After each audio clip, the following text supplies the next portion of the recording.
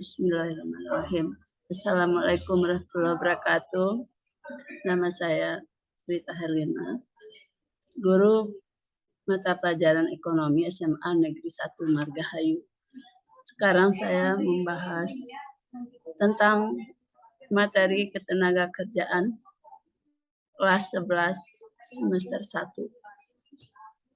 Adapun yang penting di sini di bab ini, di KD ini adalah pertama adalah ketenaga kerjaan itu konsepnya.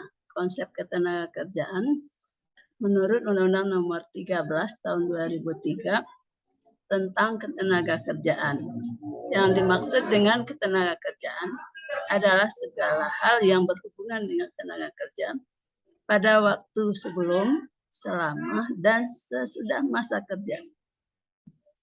Dan konsep tenaga kerja itu sendiri adalah setiap orang yang mampu untuk melakukan pekerjaan guna bisa menghasilkan barang dan jasa baik untuk sendiri ataupun untuk orang lain atau masyarakat. Kemudian kita perlu lihat jenis-jenis tenaga kerja. Pertama, menurut sifat. Menurut sifat itu tenaga kerja yang pertama tenaga kerja jasmani, yaitu tenaga kerja yang membutuhkan tenaga fisik.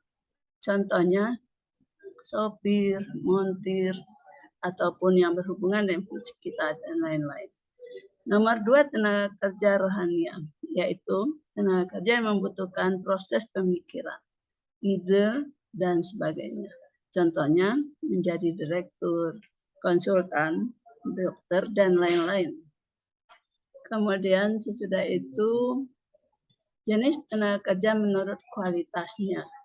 Pertama, tenaga kerja terdidik, yaitu tenaga kerja yang mempunyai pendidikan yang tinggi sehingga ahli di bidangnya.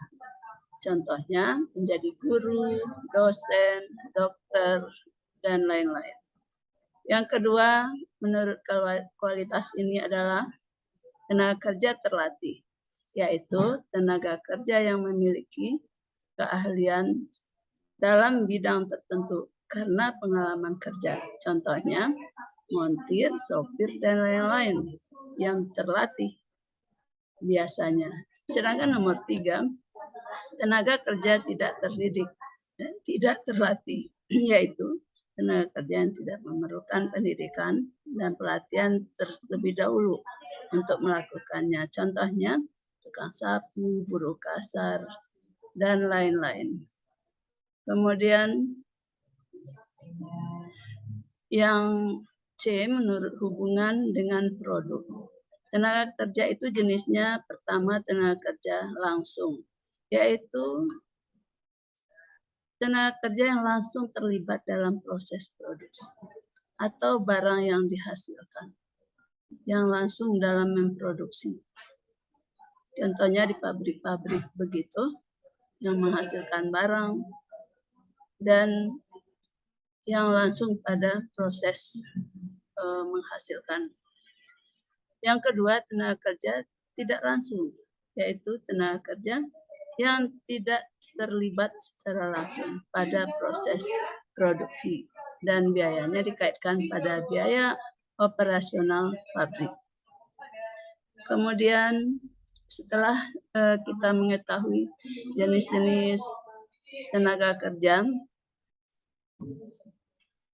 konsep angkatan kerja. Bagaimana pengertian angkatan kerja? Tadi sudah ada kesempatan kerja, ketenaga kerjaan, terus ada lagi sekarang konsep angkatan kerja, yaitu penduduk dalam usia kerja 15 tahun ke atas sampai dengan 64 batasnya. 65 berarti sudah tidak bukan disebut angkatan kerja. Baik yang bekerja maupun yang tidak bekerja.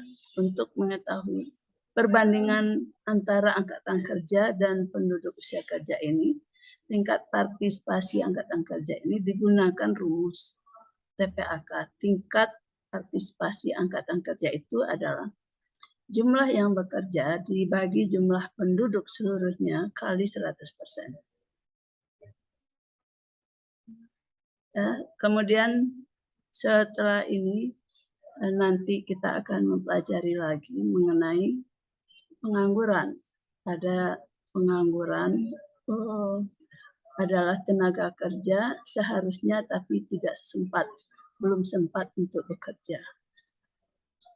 Dan akan kita bahas nanti juga hubungan antara kesempatan kerja, angkatan kerja, tenaga kerja, dan pengangguran.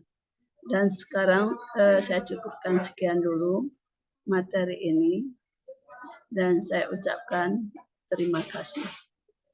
Assalamualaikum warahmatullahi wabarakatuh.